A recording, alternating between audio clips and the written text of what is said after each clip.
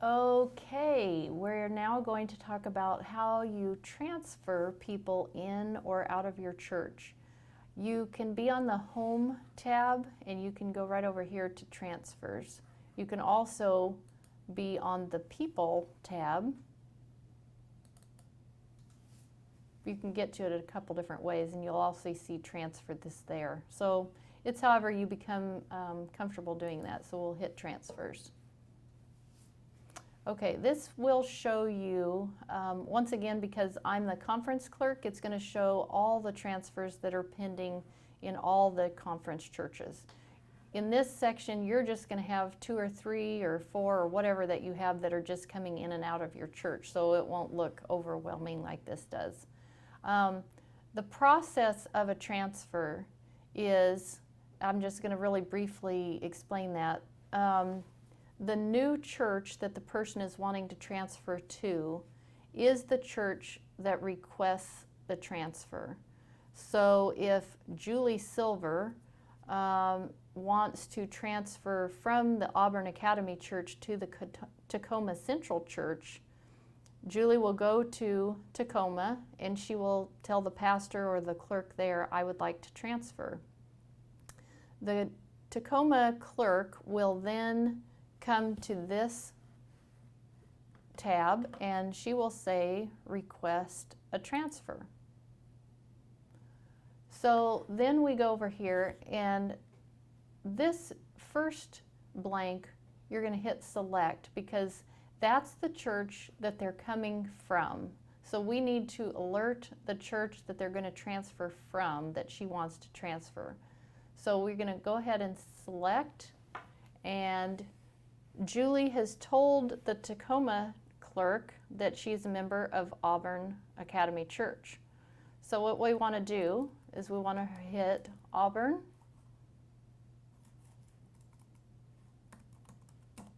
and it's the Academy Church. We know that. We're just going to put part of that name, and we're going to put the state. It's really important that you don't put all the information, even if you think you know it, because it's much harder to find that. So just a little information is better. So then we're going to hit search. Okay, now no church has come up, and so you may be wondering, well, I know that she's a member of the Academy Church. How come it's not coming up? Well, what you should automatically do is go back and let's ask for a little bit less information. Okay, we know for sure it's Auburn.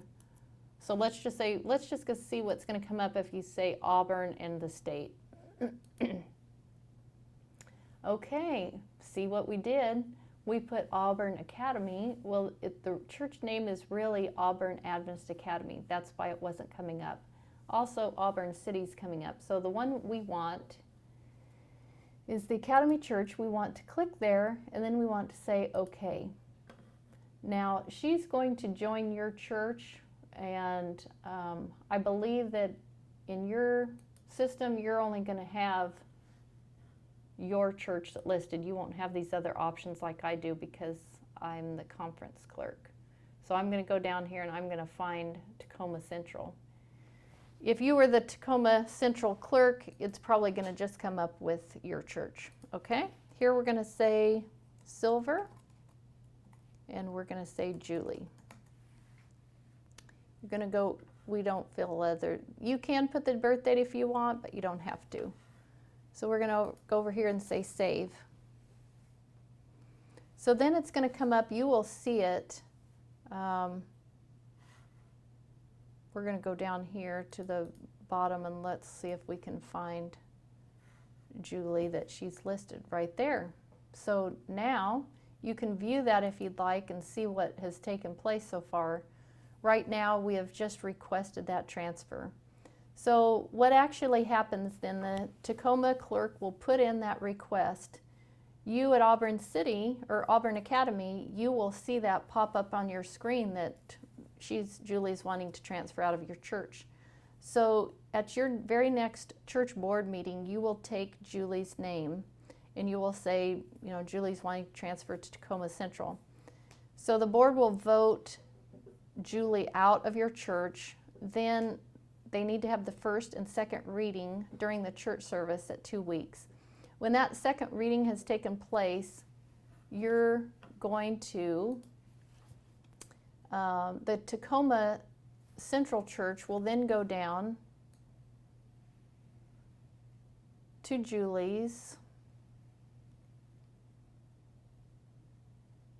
name, and she's going to say vote, because that second reading has taken place.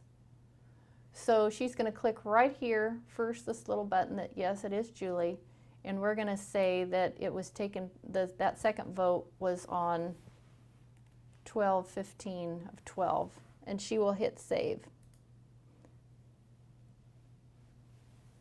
Then what happens is the Auburn Academy clerk will see that they have voted, that they have voted her out. Okay, wait just a minute. I said it backwards. That's fine, just back up. Just right now, say it? Mm-hmm. Okay. Back up. Okay. So she was going out of the Auburn Academy Church going to Tacoma Central. So what is going to happen is Auburn Academy is going to take Julie's name to the board. They're going to vote her out, do the first and second reading at Auburn Academy. Then Auburn Academy clerk is going to put in the date of the second reading, okay? Tacoma Central then sees Julie's name come up as she is ready to be accepted because Auburn Academy has done their part. What is going to happen then is in the to accept, that's where she will come up as. Let's see if Julie is down here for Tacoma. And there she is. Okay? There's Julie. So at Tacoma Central, they will need to take her name to the board. They will vote and accept her and then do the first and second readings. When that second reading has taken place at Tacoma Central, they will put in that date of 12, let's say 20 is when she was accepted. She has now become a member of the Tacoma Central Church. You have one transfer that has been completed. So now if you go back and you look, you're only going to be able to see the members of your church, but let's say you're the Tacoma clerk, you can put in her name just to make sure. You always want to put any status, search, and you can see that Julie Silver is a member of Tacoma Central Church. So that's the process for the transferring in and out. When you go to your transfer section, you'll see that some of these churches have the little asterisks. These churches are offline churches, so they are not on eAdventist. So what happens when you request, if a person's coming in and they want to transfer to your church, you request that from their previous church, and their previous church is not online. I print all those that are pending once a week, and that one gets printed and a hard copy gets sent to them so they know that they can vote. They write the date that it was voted, they send that back, and that's how it happens with an offline church.